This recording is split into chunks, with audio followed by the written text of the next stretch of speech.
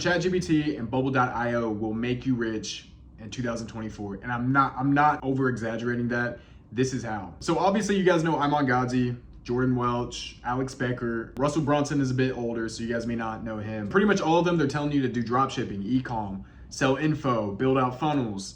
Bro, all of these people are doing software. Iman Gadzhi is focused on agency flow. Jordan Welch focused on viral volt. Alex Becker sold Hyros for 110 million. I don't think Brunson sold his company yet, but the valuation is over pretty much $1 billion. It is worth over $1 billion at this point. So I'm going to let you guys in on a little bit of knowledge. A lot of you guys will figure this out probably year 2 of your entrepreneurial journey. Check the description of all of these YouTubers that you guys watch.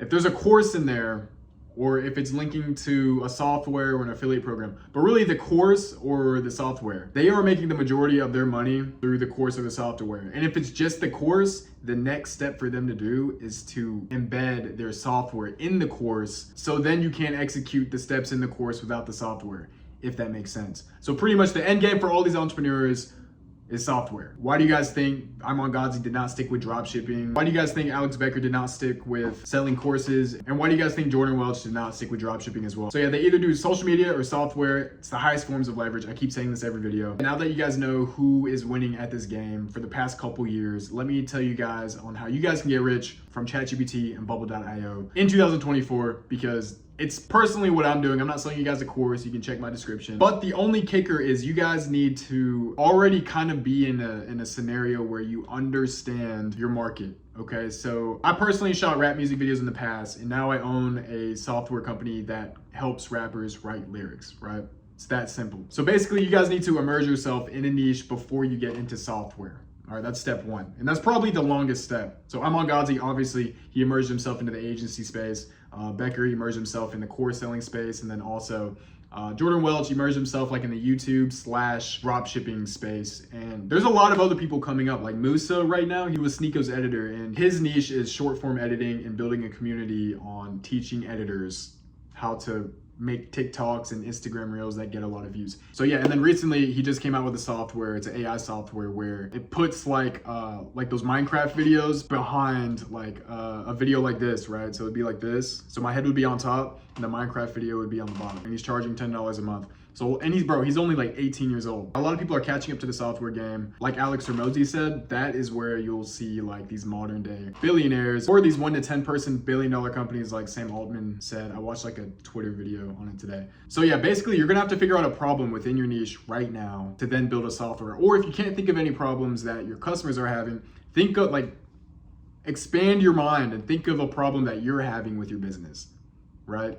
Then build a software for people like you to solve those problems that you're having. And then if you want to take it a step further, once you build the software, you could look at software problems and build software to then solve those software problems. And yeah, so there's a lot of people operating on this high frequency, high IQ level of solving problems of problems. So another famous example is Russell Brunson. You guys probably hear him in this space a lot. Anyways, he sold courses and he wrote books on how to acquire customers through a funnel. And within this book, he has steps. And like step 3 was sign up on this website. You cannot get past step 3 unless you use the tools on this website. So basically the people who were reading his books, they were essentially a customer within his product for his next product. And he pretty much pioneered that lane for a lot of entrepreneurs today. So I took Alex Becker's course, Iron. What he teaches in that course is to run ads, right? Hey, if you want to buy this product, swipe up. When they go on that website, you send them something free. And then whenever they take that free product and they give you your email, you send them something that costs $25, $50, maybe like a premium ebook. And they'll pay for that ebook because in the finance space, $25 to $50 is not very expensive. People are selling like $2,000, $3,000 courses. Anyways, once they send you that $25 to $50 book and you pay for it, they essentially just paid for their cost to acquire you as a customer. So now that you're pretty much a free customer that they acquired, they will then upsell you into like a $19, $50 a month subscription into like a website software. But you guys do not have to start selling a course to then like pay for your customer and it's a free customer, then upsell them into software.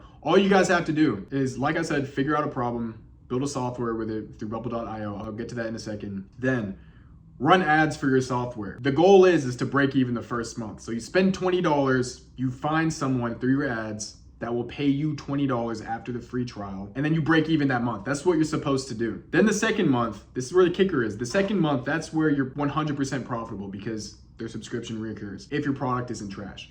Or they might forget about their subscription. So yeah, I'm not gonna get into that. A certain percentage of SaaS companies have ghost subscribers where they just like let it run. Another thing that you guys could do is you guys could find influencers that you could partner up with. So I just got off the phone call with, he's a software developer, but he's partnered up with a lot of influencers. Because he provides pretty much more value and the influencers provide all the distribution, he takes like 70% of the equity in the company, which basically means when you sell the company, you'll get 70% of the profits, and then 70% of the monthly recurring revenue. And then the influencer gets 30% because probably most likely they can't figure out on their own how to build a software, so that's where it's ideal to partner up with somebody like a software developer. The reason I was on a call with him was because he wanted to partner up with me, not because I'm an influencer, but because I was in a Discord and I was asking for advice and he was interested. But anyways, he wanted 50% of my software, so when I sell it, he'll get 50% of the profits, and then he'll get 50% of the monthly recurring revenue. We're at 5K a month right now, so that'll be 2,500 split between us just for the distribution. That's probably unfair, most likely. I'm not gonna take that. But with you guys, if you learn how to do bubble.io,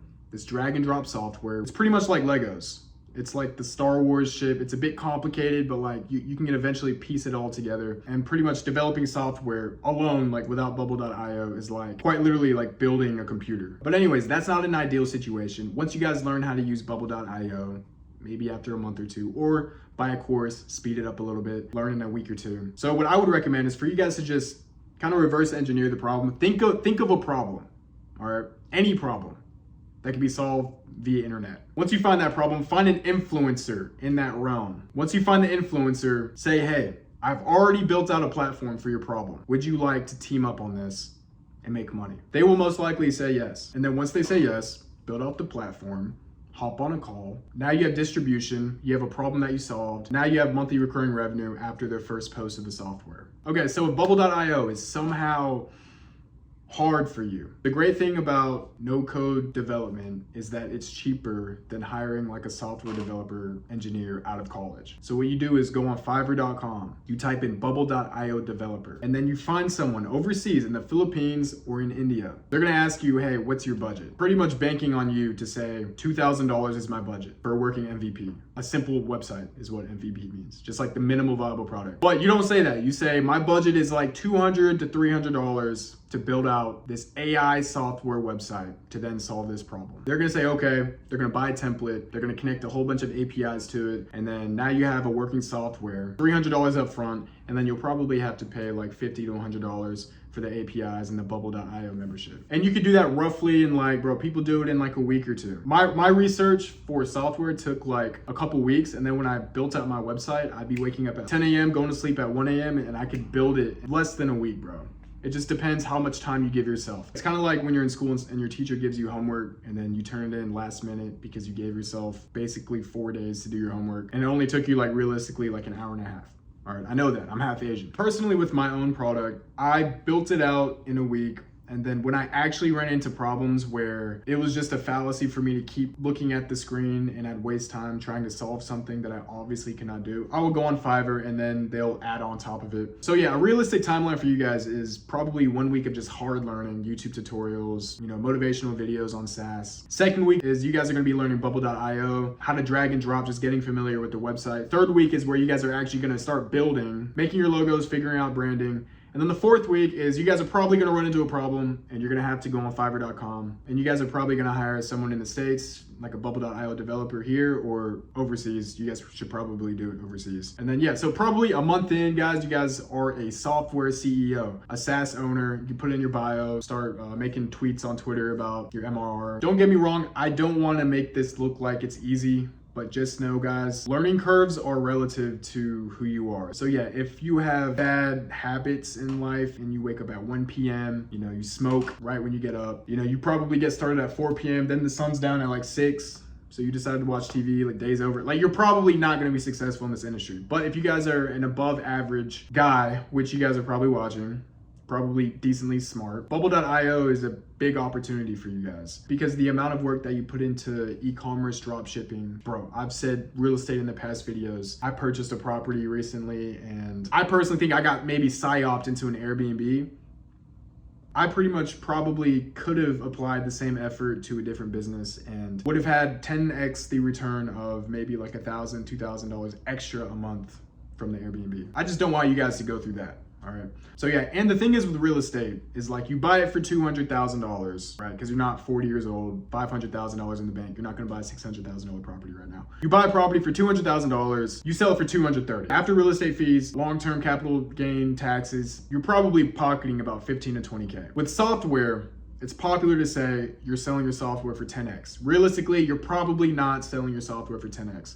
Right now, AI SaaS software, which is ChatGPT plus Bubble.io, those softwares are selling for 5 to 6x. I know because I went on a website called acquire.com, which you guys could actually go on, and it just gave me another idea, I'll tell you guys. But you guys could basically see the valuations of different websites and what they sell for. Let's get into the thing that I just thought of. Another way for you guys to pull ideas for software is go on acquire.com, okay? It's basically Craigslist for software businesses. You put a filter in. Software companies that's making like 2 or 3K up to like 15, 20K. Because if it gets to like 2 or 3K, like I said in the last video, it'll probably get to like 10, 20, 30K. Then acquire.com will spit out a whole bunch of softwares and their competitors' softwares when you click the link that's working and that's earning 2 to 3K to 15K, whatever filter you put in. And then you can just replicate that. There's a lot of ways to skin the cat and make money in general, but that's definitely an actionable step for you guys to take. Overall, my main point is that in the beginning, you're gonna wanna unlock cash flow with software. But in the grand scheme of things, how you truly get rich, it may have been a tweet, but I think I heard it on YouTube, is the exit. You get rich on your exit.